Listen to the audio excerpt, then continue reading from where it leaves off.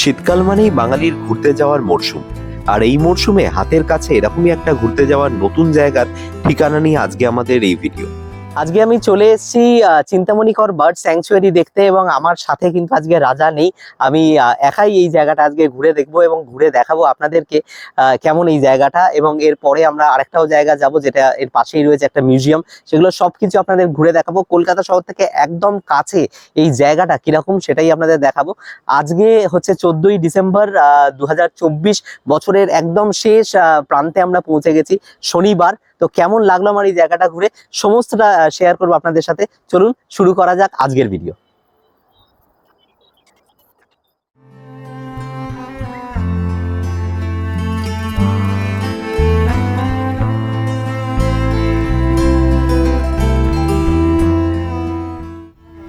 Main gate থেকে প্রবেশ করে রাস্তাটা এখান থেকে দুভাগে ভাগ হয়ে যাচ্ছে। ডান দিকে রয়েছে একটা সুন্দর বসার জায়গা।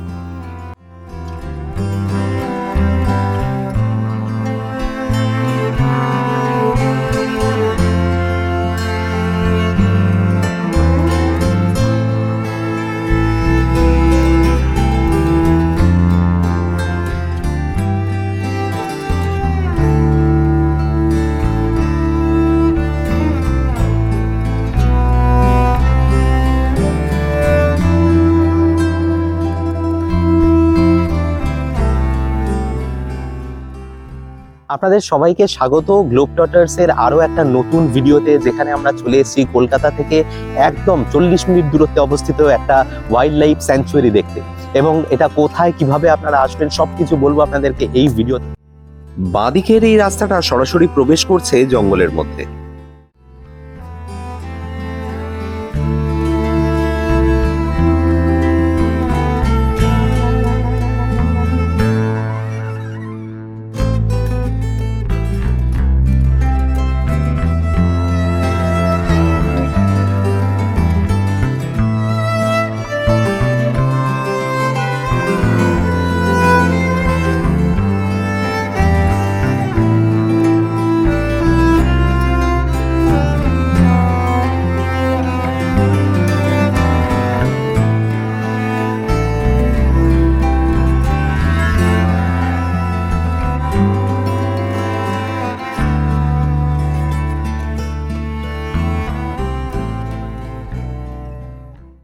কলকাতা থেকে প্র্যাকটিক্যালি 15 কিলোমিটার দূরে অবস্থিত নরেন্দ্রপুরে এই যে পার্টিকুলার জায়গাটা, যেটার নাম হচ্ছে চিন্তামণি কর বার্ড স্যাংচুয়ারি, সেটার আসলে নাম ছিল কয়ালের বাগান। এবং এটি বিখ্যাত ছিল এই অঞ্চলের একটা বিখ্যাত ফলের বাগান হিসেবে, যেখানে হরেক রকম ফল পাওয়া যেত। আমার বিশেষত মনে আছে যেখানে আমের চাষ প্রচুর হতো, আমের ফলন প্রচুর হতো, এবং সেগুলো খুব মানে অল্প দামে এখানে কিনতে পারা যেত। কিন্তু পরবর্তীকালে এখানে একটি আন্দোলনের মাধ্যমে এইটাকে, যেহেতু বার্ড ওয়াচাররা বলেছিল যে এটা একটা দারুণ জায়গা যেখান থেকে সব থেকে ভালো বার্ড মানে সাইটিং করা যায়, তো সেই কারণের জন্য তাদের দাবিতে সরকার এটাকে একটা ওয়াইল্ড লাইফ স্যাংচুয়ারির একটা ঘোষণা করে, এবং এখানকার জমিগুলো পুরো আর কি অধিগ্রহণ করে সেখানে কিন্তু এই স্যাংচুয়ারিটা তৈরি করেছে। তো চলুন এটার পুরো আর কি কি রয়েছে এর ভিতরে সবকিছু আপনাদেরকে দেখাবো।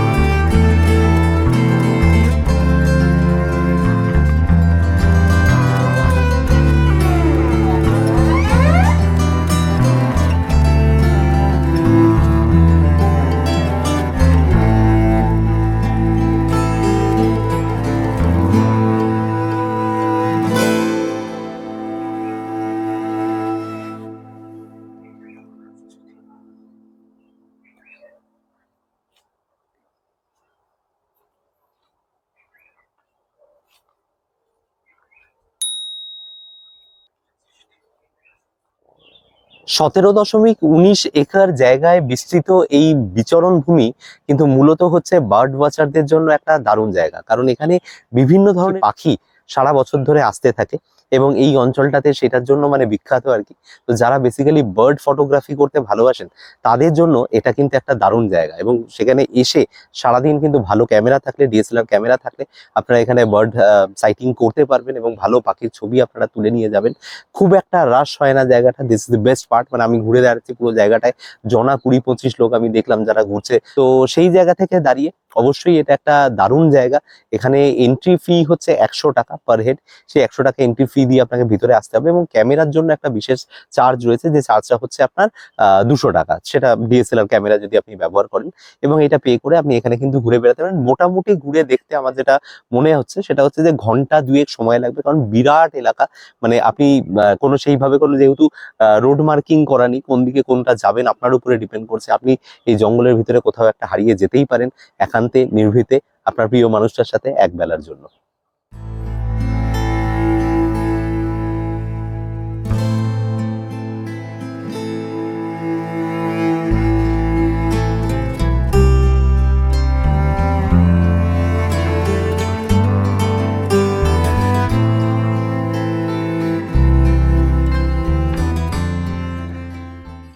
মোটামুটি আধ ঘন্টা ধরে স্ট্রেট লাইনে হাঁটছি। তো এখন যে জায়গাটা এসে পৌঁছেছি, প্র্যাকটিক্যালি এটাই জঙ্গলের শেষ, যেটা বুঝতে পারছি আর কি, যে এর পরে আর সামনে যাওয়ার কোনো উপায় নেই। এবার ডান দিকে বাঁদিকে অনেকগুলো ব্রাঞ্চেস চলে গেছে, সেখান থেকে অবশ্যই যাওয়া যাবে। এবার আপনাদের একবার দেখাই যে এক্স্যাক্টলি লাস্ট, মানে একদম শেষ মাথায় এই যে পিছনটা দেখতে পাচ্ছেন, এই পিছনে এই জায়গাটায় গিয়ে কিন্তু আর যাওয়া যাবে না। তো আমরা স্যাংচুয়ারির একদম শেষ মাথায় এসে পৌঁছেছি, এবং এখান থেকে আমাদেরকে ফিরতে হবে, এবং ফিরবো যখন ডান দিক বাঁদিকে যে ব্রাঞ্চেস গুলো রয়েছে সেখানে গিয়ে আর কি নতুন দেখতে পাচ্ছি এখানে, সেগুলো আপনাদেরকে দেখাবো।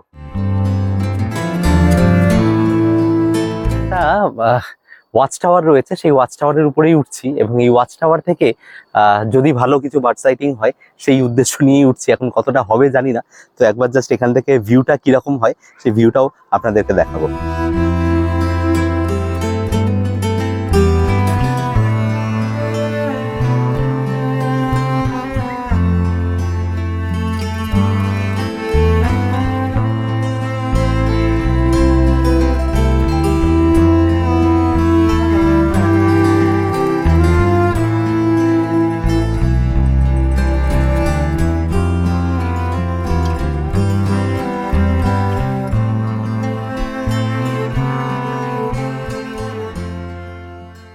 এরপরে আমরা চলে গেছিলাম চিন্তামণি করের স্মৃতি বিজড়িত তার বাড়ি এবং সংগ্রহালয় দেখতে, যা ভাস্কর ভবন নামে পরিচিত।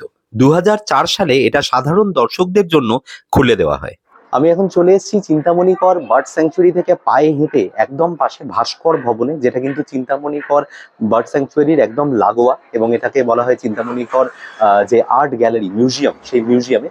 এবং এটাই ছিল চিন্তামণি করের বাসভবন, এর পাশেই তার বাসভবন রয়েছে এখনো, যদিও তার বংশজরা কেউই আর এখন জীবিত নন। তো এটা একটা ট্রাস্টের হাতে চলে গেছে, এবং তার পাশেই কিন্তু গঠিত হয়েছে এই ভাস্কর ভবন।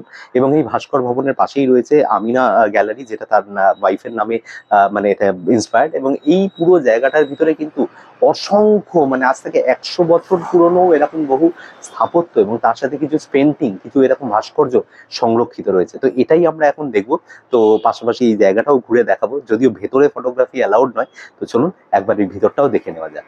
এই মিউজিয়ামে প্রায় 72টি স্কাল্পচার এবং 52টি পেন্টিং রয়েছে, যার মধ্যে 1940 সালে আঁকা রবীন্দ্রনাথ ঠাকুরের পেন্টিংটি অন্যতম। এছাড়াও রয়েছে ডক্টর রাজেন্দ্র প্রসাদ এবং গান্ধীজির আবক্ষ মূর্তি। 1994 সালে তার তৈরি করা স্যান্ডস্টোনের নায়িকা মূর্তিটি সত্যি তাক লাগানোর মতো। 1930 সালে তার আঁকা একটা পেন্টিংও চোখে পড়লো এরই মাঝে। চিন্তামণি করের জন্ম 1915 খ্রিস্টাব্দে খড়গপুরে। ভারতের স্থাপত্য ভাস্কর্য শিল্পের অন্যতম পথিকৃৎ এই মানুষটা কিন্তু 1938 সালে চলে যান ফ্রান্সে, এবং প্যারিসে গিয়ে সেখানে তিনি পড়াশোনা করেন। এই মানে ভাস্কর্য মানে শিক্ষায় তিনি আরো শিক্ষিত হয়ে ওঠেন, এবং তারপরে তিনি যখন দ্বিতীয়বার ইন্ডিয়াতে আবার ফিরে আসেন, তখন কিন্তু তিনি আমাদের যে গভর্নমেন্ট আর্ট কলেজ, সেই গভর্নমেন্ট আর্ট কলেজের প্রিন্সিপাল হিসেবে 1956-এ তিনি অ্যাপয়েন্টেড হন। এবং যদি খুব ভুল না করি তাহলে কিন্তু এই 1956 বা 57-এই কিন্তু উমা সিদ্ধান্ত, আমাদের মানে পশ্চিমবঙ্গের প্রথম প্রথম মানে বলা যেতে পারে গভর্নমেন্ট আর্ট কলেজের প্রথম মহিলা মানে ভাস্কর্য শিল্পী হিসেবে কিন্তু প্রথম অ্যাডমিশন পান এই স্কাল্পচার বিভাগে তারই সময়, এবং তিনিও কিন্তু পরবর্তীকালে একজন প্রবাদ প্রতিম শিল্পী হিসেবে পরিচিত হন। যাই হোক, সেটা অন্য কথা। এই চিন্তামণি কর সম্পর্কে আরো কয়েকটা মজার তথ্য আপনাদেরকে দিই। সেটা হচ্ছে লন্ডন অলিম্পিক 1947-এ সেখানে তিনি পার্টিসিপেট করেছিলেন, এবং তখন তিনি গ্রেট ব্রিটেনের হয়ে তিনি রিপ্রেজেন্ট করেছিলেন, এবং সেখানে তিনি কিন্তু সিলভার মেডেল পান। কিন্তু সেটা কোনো স্পোর্টস নয়। তখন কিন্তু লন্ডন অলিম্পিকে মানে সেই বছর অলিম্পিকে কিন্তু আর্ট, মিউজিক, এই সমস্ত কিছু লিটারেচার এগুলোও ছিল কিন্তু অলিম্পিকের পার্ট, এবং সেই সামার অলিম্পিকে তিনি কিন্তু সিলভার পদকও পান। 1930 খ্রিস্টাব্দে Indian society of oriental art স্কুলে অবনীন্দ্রনাথ ঠাকুরের কাছ থেকে প্রথাগত শিক্ষা পাওয়ার আগে তিনি কসবা অঞ্চলে এক প্রতিমা শিল্পীর কাছ থেকে এই আর্টের প্রতি অনুপ্রাণিত হন। তার জীবনের এই সমস্ত কীর্তির জন্য ফরাসি সরকার তাদের সর্বোচ্চ সম্মান এবং ভারত সরকার পদ্মভূষণ সম্মান প্রদান করে। এই ভবনটি মোটামুটি মঙ্গলবার থেকে শনিবার প্রত্যেক দিন খোলা থাকে, রবি আর সোমবার দিন বন্ধ থাকে, এবং মঙ্গল থেকে শনি বিকেল 5টা অবধি শীতকালে এটা ওপেন থাকে। কোনো প্রবেশ মূল্য নেই। আপনারা সরাসরি চিন্তামণি কর বার্ড স্যাংচুয়ারি দেখে পায়ে হেঁটে 1 মিনিট লাগবে এসে এটাও পাশে দেখে নিতে পারেন। মোটামুটি ঘুরে দেখতে আধ ঘন্টা সময় লাগবে, তার থেকে বেশি লাগার কথা নয়। তো এটা অবশ্যই আপনারা মিস করবেন না। 2000 সালে তার মৃত্যুর ঠিক 5 বছর আগে তৎকালীন পশ্চিমবঙ্গ সরকারের উদ্যোগে তার সমস্ত কীর্তিগুলিকে একসাথে প্রিজার্ভ করার ব্যবস্থা করা হয়। সরকারি উদ্যোগ থাকলেও 110তম জন্মবর্ষে চিন্তামণি করের প্রতি মানুষের অনাগ্রহ চোখে পড়ার মতো। কলকাতা থেকে মাত্র 40 মিনিট দূরত্বে অবস্থিত এই বার্ড স্যাংচুয়ারি পুরোটা ঘুরে দেখলাম। কেমন লাগলো আপনাদের কমেন্টে এসে জানাবেন অবশ্যই। দেখুন, প্রথমত একটা কথা বলবো, সেটা হচ্ছে যে এখানে পাখি ডেফিনেটলি রয়েছে, এটা অস্বীকার করার জায়গা নেই, কিন্তু খালি চোখে যেভাবে পাখি দেখতে পাওয়া যাচ্ছে সেটা কিন্তু সাইটিং এর জন্য খুব একটা অনুকূল নয়।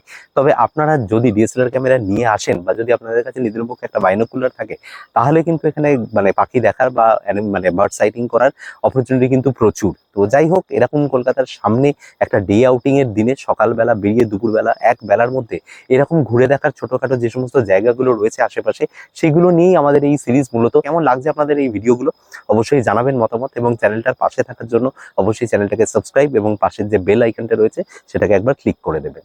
এবার বলি আপনারা এখানে পৌঁছবেন কি করে।